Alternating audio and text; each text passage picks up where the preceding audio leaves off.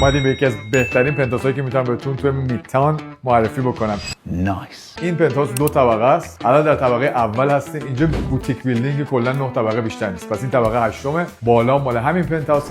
آسانسور اختصاصی خودشو داره که در هر 2 طبقه با این. طبقه اول پرایمری بدروم رو داریم با آن سویت خودش. پس اینجا میتونه این طبقه فقط مختص خودتون باشه، حتی مهمونتون هم لازم نیست وارد این طبقه بشه. با آسانسور طبقه دوم. این یونیت 1800 اسکوئر فیت ایندور اسپیس داره. این آسانسوریه که تو طبقه اول برای شما وای میسته. طبقه دوم این پنتهاوس 2 تا اتاق خواب با 2 تا دستشویی حموم داره. کیچن بی‌نظیر آپدیت شده. گگ و اپلاینسز، همه چی فول سایز.